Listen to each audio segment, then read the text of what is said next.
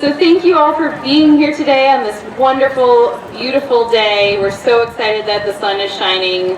In case you didn't know, MOFGA and the Common Ground Country Fair are 100% solar powered. Yeah. We have a 102 kilowatt solar installation here that runs year round and produces all of the electricity that we need for the fair and all of our needs throughout the year. So we're very excited about that. And MOFGA is the oldest and largest organic advocacy group in the nation. We were founded in 1971. Thank you to all of you who are members. You make us what we are. We have over 11,000 members that support the work of MOFGA and make our mission happen throughout the year. Our mission is to advocate for and educate about organic agriculture and its interdependence with our health, our communities, and our economy. And this fair is put on by over 2,500 volunteers. So I want to give a huge thank you to everybody who volunteers to make this happen. We could not do it without our volunteers. It's one of the most amazing efforts that I've ever seen. So we're really excited to introduce our keynote speaker today. Our keynote speaker is Carey Gillam. She's a journalist, author, and researcher. She's the author of the book Whitewash, which is about the pesticide industry and corporate corruption, and she's won the Rachel Carson Book Award for that. She grew up in Kansas, but her research has taken her throughout rural America. She spent time with row crop farmers, ranchers, vegetable growers, and orchard operators from the Dakotas to Texas and from California to the Southeast. She's been welcomed inside high-tech laboratories, greenhouses, and corporate offices of some of the largest U.S. agribusinesses.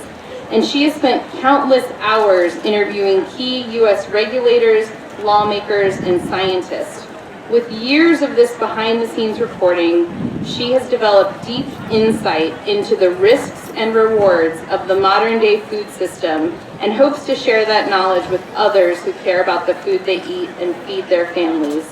And today, after her keynote speech, we have a special opportunity at 2 p.m. today in the Litchfield tent to continue the discussion with Carey and Caitlin Shutterly, who is the author of Modified, which is also about genetically engineered crops in the pesticide industry. And that's going to be a riveting discussion between those two. And we encourage everybody who wants to continue the discussion today to join them at 2 p.m. in the Litchfield tent. So please join me in welcoming Carey Gillam to the stage. Hello, thank you. Good afternoon.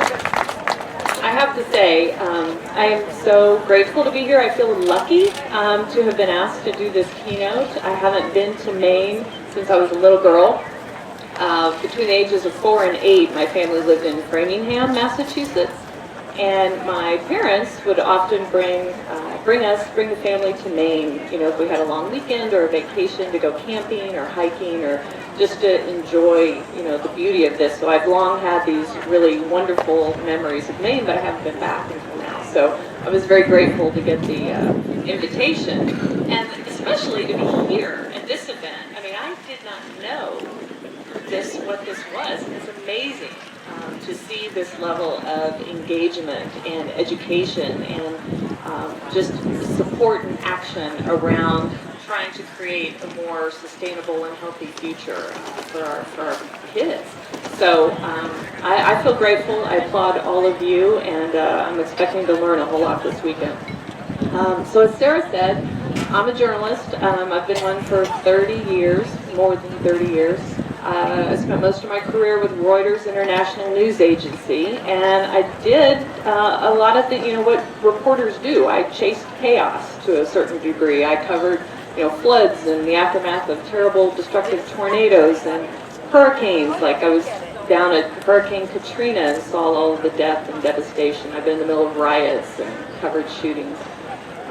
But most of my time, especially over the last 20 years, has been spent with farmers in the farm fields. I've literally walked through hundreds of farm fields, maybe over 1,000, I've lost track. And as Sarah said, California to Florida and North Dakota to Texas. And I've also spent a lot of time with Monsanto and the people inside their company, inside their laboratories, and their top executives, and with their rivals, Syngenta and Dow and DuPont. And I've spent time with plant scientists, soil scientists, weed scientists. I've engaged with regulators at the USDA and FDA and EPA. And what all of this has led me to, this journey through our farm and agricultural system, is, a profound sense of dread, I guess is the way to describe it. We have created a huge problem for our future generations. We have a pesticide-dependent food production system. And this has been created by just a handful of very powerful corporations, right, who have told us that we shouldn't worry about the risks that come with these pesticides. They're needed to feed the world. We should focus on the rewards. They've convinced our policymakers to focus on those rewards and to focus on profits rather than protection of public health. And that's what I write about in Whitewash, and it's not anecdotal and it's not opinion, it's what the data shows us, it's what the documents show us. So, health experts, you all know this, health experts around the world tell us that we have created, or the pesticides are related to a lot of health problems, right? I mean, we know that pesticides are tied to a range of disease and illness, neurodevelopmental problems in children, kidney and liver diseases, cancers. We know that, we see that in the science. We've lost this much needed sense of caution, though, around these chemicals. We're sort of becoming complacent. Now, maybe not here in Maine, maybe not here today, but in our larger population and our conventional food system, we are seeing more and more evidence. And that's what I want to hope to try to lay out here today for you. And I want to quote, to get started, in my book here, Whitewash. I quote in my opening chapter Rachel Carson. I'm sure many of you have heard of her. She was a very famous scientist and author, the author of Silent Spring, which was published in 1962. And here is what she said all those years ago. If we are going to live so intimately with these chemicals, eating and drinking them, taking them into the very marrow of our bones, we had better know something about their nature and their power, right? That was a very important lesson. At the time people listened to Rachel Carson, we saw the development of the Environmental Protection Agency to a degree, and because of her work and because of the information she brought to light about the risks of pesticides, we saw a lot of environmental defense organizations be founded in the 60s and the 70s. But again, what you're seeing now is that the pendulum seems to have swung the other way. We're seeing in Washington policies that are benefiting the corporations. We're seeing regulations being slashed, clean water, pesticide regulation, testing protocols, all of these things that benefit the companies but don't benefit the environment and don't benefit people. So I usually have a little PowerPoint and I put up these slides. I call these my not so fun facts about pesticides, but I'm going to share them. I don't know, many of you are eating lunch out there. This is not a feel-good story perhaps, but over 1 billion pounds of pesticides are used in the U.S. every year. 5.6 billion pounds used worldwide. And the U.S. Department of Agriculture estimates that about 50 million Americans get their drinking water from water sources that are contaminated with pesticides. And as I said, research shows us that these pesticides are tied to a whole array of cancers and diseases and neurodevelopmental problems, as well as reproductive and infertility issues. Cancers are on the rise. 39% of men and women in the United States right now are expected to get cancer in their lifetimes.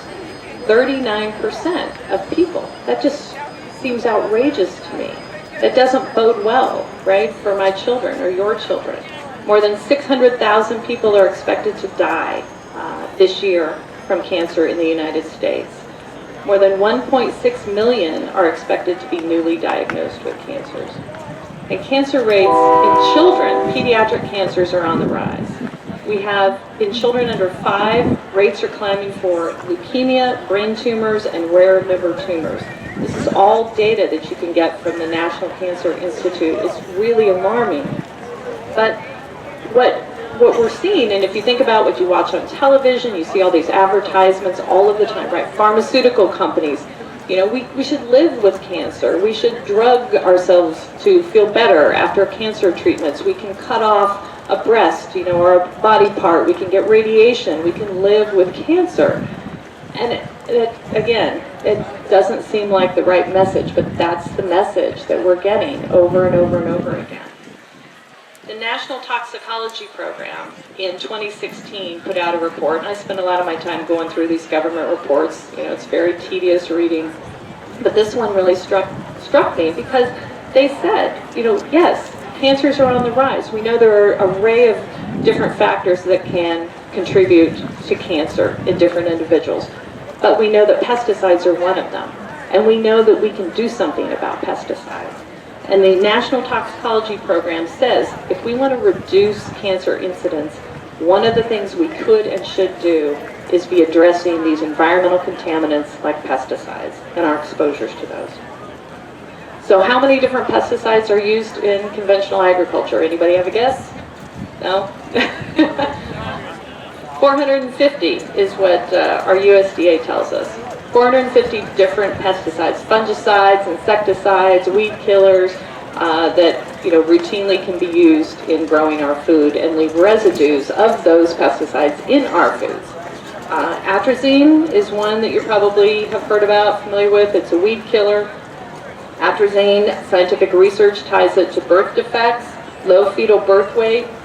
Chlorpyrifos is another one. Anybody heard chlorpyrifos? Anybody awake? Hands up. So, chlorpyrifos, this is known to be so dangerous. This is an insecticide marketed by Dow Chemical, known to be so dangerous that it's been banned from household use for over a decade. It's supposed to be banned from agricultural use because it is so dangerous, because the EPA has said no amount of this is safe in our food and water. And we know it's in our food and water. The studies show that. And the EPA says no amount is safe. Children are particularly vulnerable, and this insecticide has been shown to cause neurodevelopmental problems in children. It was supposed to be banned in 2017 from farm use. What happened? In 2017, we got a new president. Dow Chemical gave $1 million to the Trump inaugural fund. Dow Chemical brought in its high-ranking people to meet with the Trump administration, and the ban on chlorpyrifos magically went away. So, on that happy note, the poster child for this real problem, I call the poster child, is glyphosate and Monsanto. Glyphosate, as you probably know, you guys are all informed here, is a weed killer. It's the active ingredient in Roundup, Ranger Pro, other sort of branded herbicides sold by Monsanto, and now, because the patent is expired, sold by many other companies around the world. Monsanto patented glyphosate in 1974. It was considered a very novel herbicide because it worked so effectively, very, very efficiently on a whole array of weeds. And Monsanto said it was so much safer than other herbicides, would not persist in the soil, would not be dangerous for people or pets, was safe enough to drink, some of the marketing literature talked about. It's used so widely. This has been a wonderful thing. Monsanto has made billions of dollars. It's used by residential owners and around their lawns and in their gardens. It's used in golf course management. Cities and counties use it for maintaining public spaces. School districts use it where children play on different sports fields and around sidewalks and things to keep everything looking neat and clean. And aerial spraying, forestry management. This chemical is sprayed over forests. Here in Maine, there's an effort to try to ban aerial spraying. But you have very big, powerful companies pushing back on this. It's used on, as I said, in farming is probably the most important, and it's sprayed on a whole array of crops, crops that are genetically modified to tolerate being sprayed with it, like corn and soybeans and sugar beet and alfalfa that we feed to our livestock. But it's also used on crops directly that aren't genetically modified, sprayed directly on wheat shortly before harvest, on oats shortly before harvest, on barley and lentils and other things, because Monsanto brilliantly decided that they could market this as a desiccant to dry out and even out the crops shortly before they were harvested. To do that, they had to get the EPA to allow higher levels of this chemical to be left in the food that we consume, and the EPA agreed to do that, and that's why we find it in so many different food products right now. It's also used, not sprayed directly, but it's also used with, in vineyards and in orchards, sprayed around the grounds. And it's used in almonds and avocado and watermelon growing. It is pervasive in food production today. A few numbers. Back in the 1990s, we were using about 25 million pounds of glyphosate every year in the U.S. That's close to 300 million pounds a year now in the U.S. of glyphosate. Worldwide, we've gone from about 125 million pounds in the 90s to close to 2 billion pounds now. It is the most widely used herbicide in all of history. And our U.S. Geological Survey has found that it is so pervasive, so widely used, that it's found in soil samples, air samples, and even rainfall samples, which again is just really interesting, a little bit scary. And again, this is a chemical that research has tied to cancer. A whole lot of other problems, but cancer is one. Non-Hodgkin lymphoma, acute myeloid leukemia. These have been found by scientists in various countries and various studies over the years to be tied to cancer. There was a 41% rise. There was a study out earlier this year from scientists at the University of Washington who did a review of epidemiology, and they found a 41% increased risk for non-Hodgkin lymphoma in people who are highly exposed to glyphosate.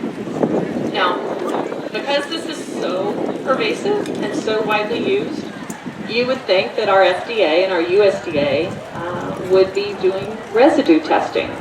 They do this. They put out big reports every year. Again, something how I spend my free time reading these giant data reports. For 30 years, they've analyzed food that we eat for pesticide residues, and they're supposed to do this to determine if the levels are safe, if they exceed a legal limit that the EPA sets. But for 30 years, they've never done it for glyphosate. They skipped glyphosate, even though it's the most widely used pesticide and used in farming and sprayed directly on our crops. The Government Accountability Office in 2014 said, you know what, you need to test for this. You're not doing your job. USDA said, nah, we're not going to do it. Still not going to do it. They still don't do it here in 2019. FDA said, okay, we'll do a little bit of it. So they started in 2016. They put out one report. It's a very limited report. They did it for corn and soy and milk and eggs. And they said, you don't have to worry. We found it in corn and soy, but it's within legal limits, and don't worry about it. But what they didn't tell you, and what I write about in the book, is what I found in their freedom of information is sort of how I make my living. I file a lot of freedom of information requests with the USDA, EPA, and FDA. And I've had to sue the EPA twice and the FDA once to get documents. They don't like to give documents. But what you see in these, and what you see in the FDA, is that they were finding glyphosate in a lot of other things that they didn't put into their report. There was a chemist in Atlanta who went out and collected honey samples, representative from around the country, and had them sent to his laboratory. These came directly from store shelves and tested for glyphosate and found very high levels of this weed killer in honey samples, even organic honey samples. And we have no legal limit in the U.S., but we have there's a legal limit in Europe, and all the levels that he found exceeded the levels that would be legally allowed in Europe. And he went to his supervisors at FDA. You can see this in the emails, and he was alarmed, and he told them about this, and they told him not to worry about it. He then goes and he tests oatmeal. The same chemist, he tests oatmeal samples, baby food oatmeal samples, and others, and finds again high worrisome levels of glyphosate in these oatmeal samples. And the FDA didn't put any of this in their report, but what they did do was reassign this chemist to a different job so that he's no longer involved in testing foods for glyphosate. I read about another FDA chemist after this first one was reassigned, and he is looking at food, and he is preparing testing protocols. And he writes to his supervisors that he's brought food from home, cereal and crackers and things, and he can't find any food that doesn't have glyphosate in it, he says. The only thing that he can find without it is broccoli, is what he writes to his supervisors. But none of this is in the public report. Yeah, I know that, yes. So, it's a big issue. Thank you. So, in my book, I write a lot about those emails, EPA, USD, and FDA. And there's just, when you spend time and you go through this and you go through EPA archives, the stuff you see is just so alarming because it doesn't match up with what you hear from the agencies publicly and what you hear from the companies publicly. Like, in my book, dealing with glyphosate and Monsanto, has maintained that it's crazy to think that this stuff causes cancer, and any scientist that said that is just dead wrong. But you see back in 1983, one of their own studies that they submitted to the EPA, it was an animal study, and the EPA scientists looked at it and they said, wow, this looks like it causes cancer. Because the mice that are being dosed are getting rare tumors, and the mice that aren't dosed aren't, in this study that Monsanto submitted. And Monsanto says, no, like you're looking at it wrong. You're not studying this correctly. You're not doing a correct analysis. And let us tell you how to analyze it.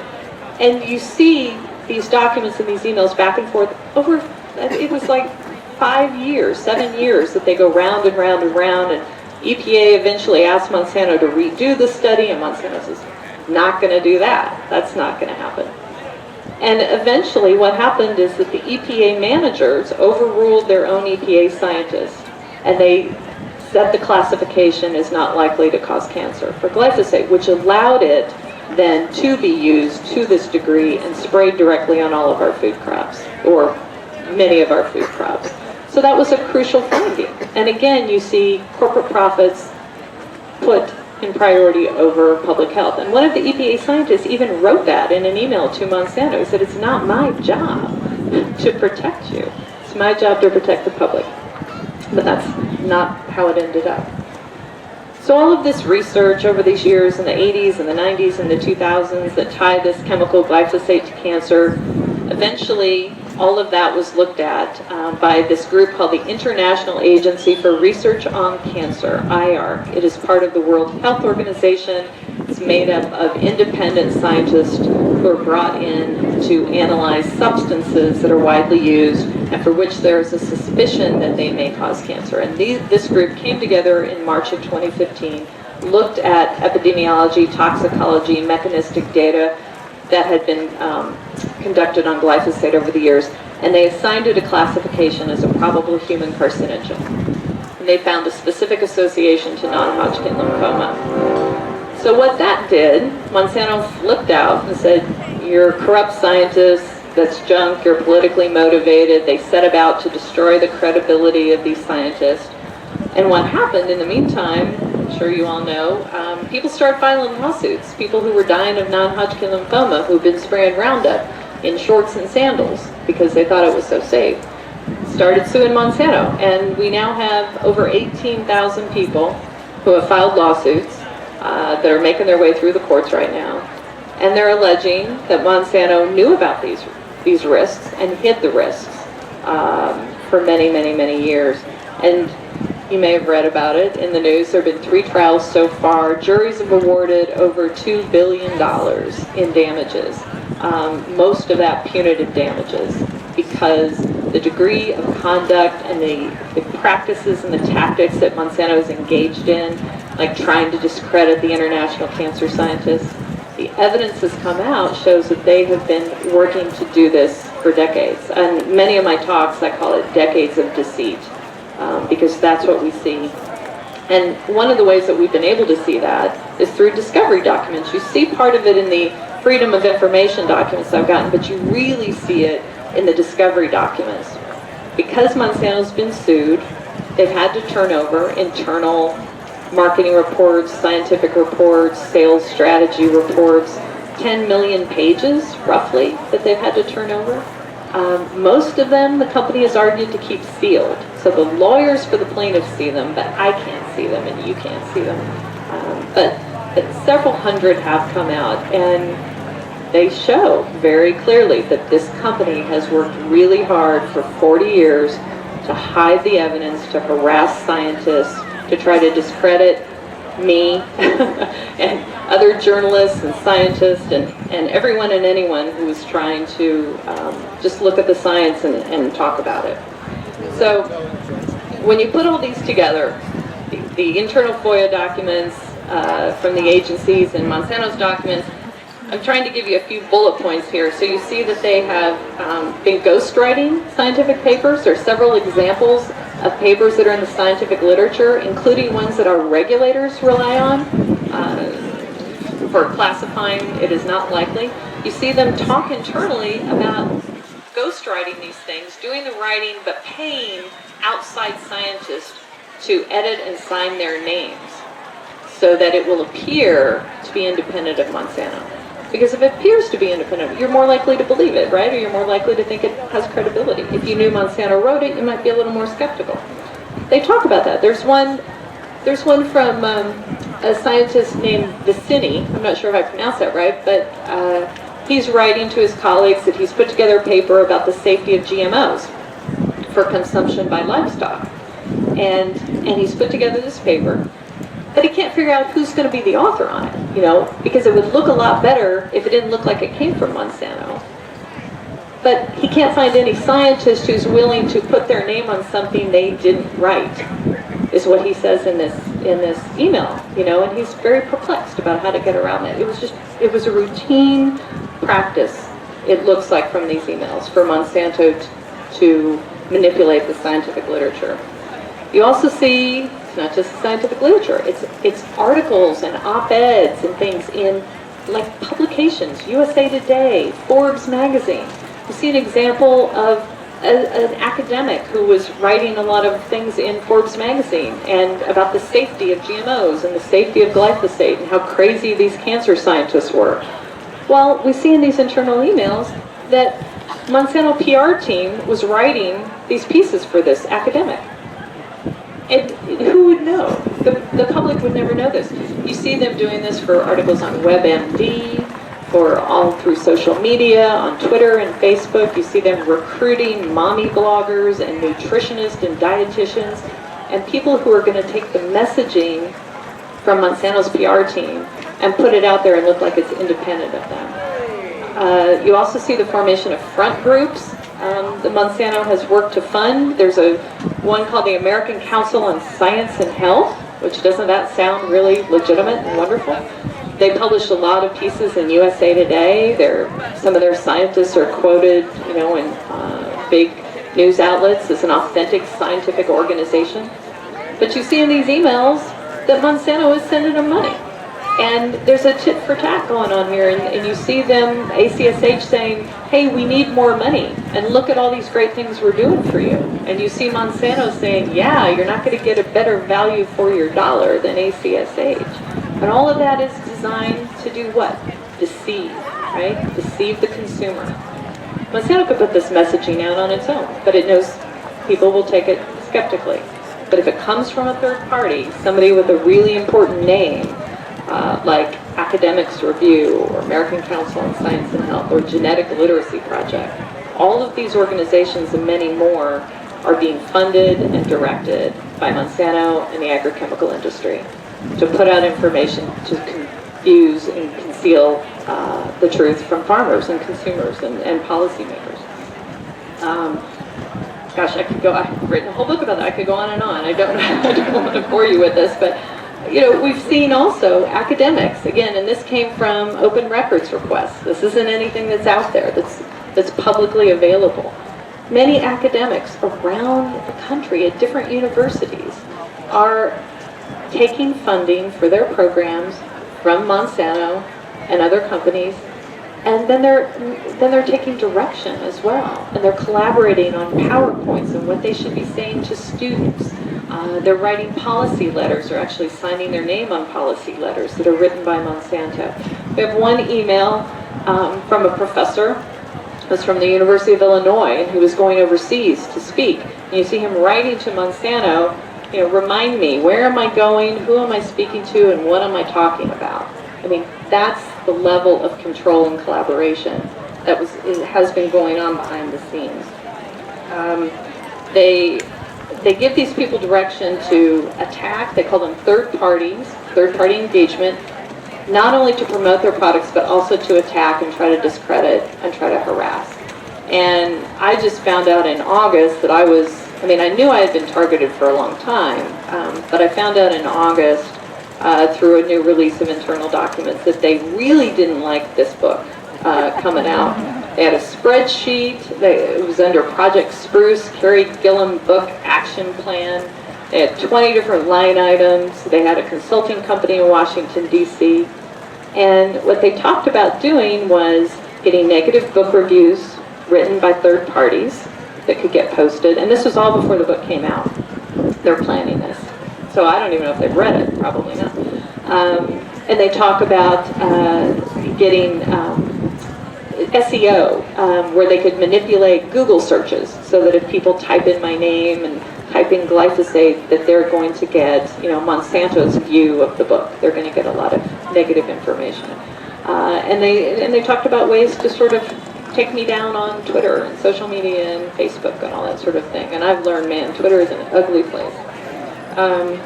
So, that's just me. And I'm like one little person. So when I saw that, I'm realizing how many people do they do this to. And Caitlin, as Sarah mentioned earlier, Caitlin had it done to her as well when her book came out with about GMOs, modified. We've seen that in some of the documents. And they do this again to so many people. One top-level scientist that they've been doing this to for years is named Linda Birnbaum. And she has led our National Toxicology Program at our National Institutes of Environmental Health Sciences, is considered one of the top toxicologists in the world. And she is someone who has been trying to raise her hand and trying to say, we are endangering our future generations. The regulatory structure is not keeping up with science. That shows us that these pesticide levels that we have considered safe for so long really aren't that safe. And our children are at risk. And she has been trying to raise that message. And what has happened? What we've seen is that she's come under attack. She's been put under investigation. All of her emails were taken by members of Congress. The House Science, Space, and Technology Committee and a few Republicans led this assault against her. And all she's trying to do is say, here she said in a paper, she said, existing U.S. regulations have not kept pace with scientific advances, showing that widely used chemicals cause serious health problems at levels previously assumed to be safe. The most vulnerable population, our children, face the highest risks. And that's really, for me, what it's all about. I'm old, but my kids are not. I have 3 children, and they are hurt. Our children are hurt by pesticide exposures. There's a lot of other things in the world to worry about, right? We know that. But pesticide exposures come directly into our home, in the food that we put on our children's plates, and in our water. And they are so vulnerable, especially their brain development.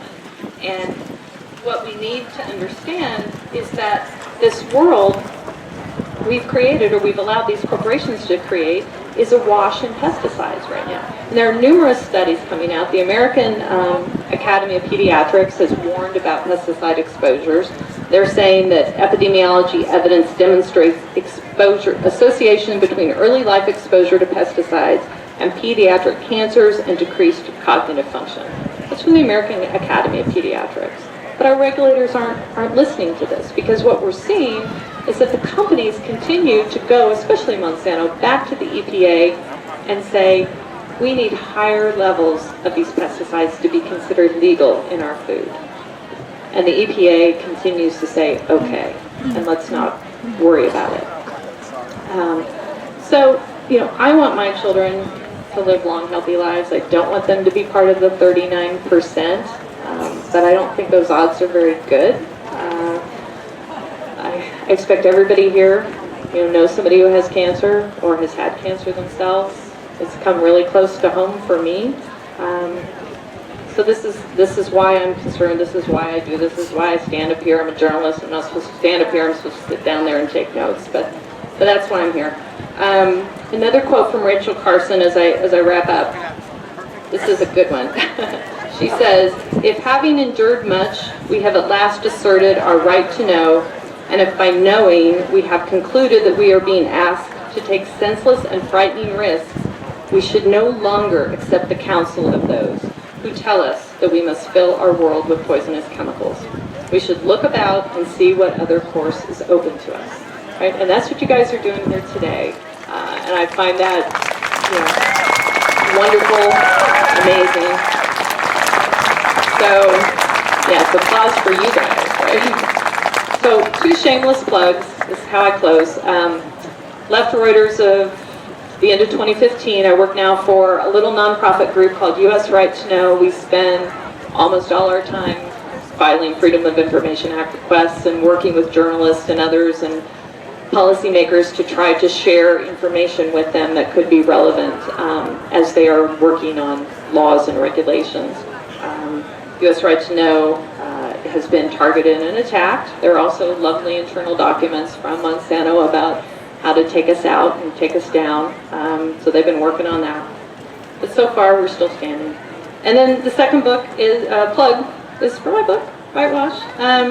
It's a story of real people. There's a lot of academic stuff in there and a lot of science and a lot of documents, but I've got a lot of real people, farmers and their families and their kids, and scientists who've been silenced, who've tried to raise their alarm, scientists who've worked for the USDA and FDA and have had to leave because their science is being suppressed. So there's a lot of stories of real people, because I think that's what's meaningful, is how this really affects all of us. Monsanto didn't want you to read it.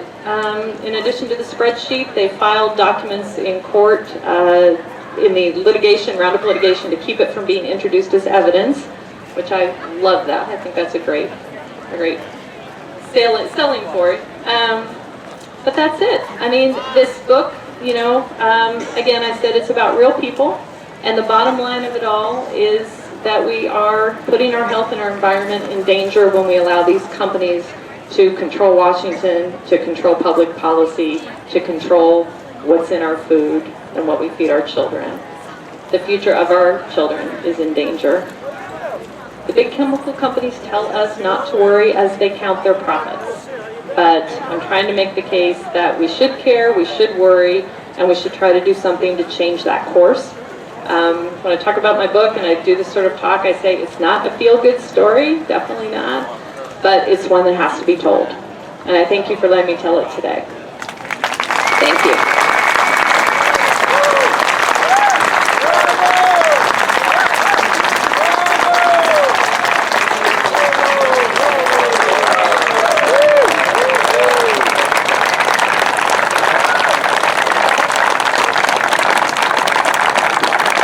Well, thank you, Carey, for all of your work. It's very inspirational. We're definitely glad you're out there doing the research and looking and telling what's going on. And just a couple of reminders, if you want to continue this conversation this afternoon at 2 p.m. in the Litchfield tent, Caitlin Shetterly, author of Modified, and Carey will be continuing the discussion. And we also have an action issue that's happening right now in Maine. There's legislation to ban the aerial spraying of herbicides on forests in Maine, and we want that to move forward. Thank you for the legislators that are here that have been involved in that, and there is a hearing in Fort Kent on Tuesday if anybody is interested in making it up to that. So please get in touch if you're interested in that issue, and we'll be happy to give you more information. So thank you all for being here today, and have a wonderful day at the fair.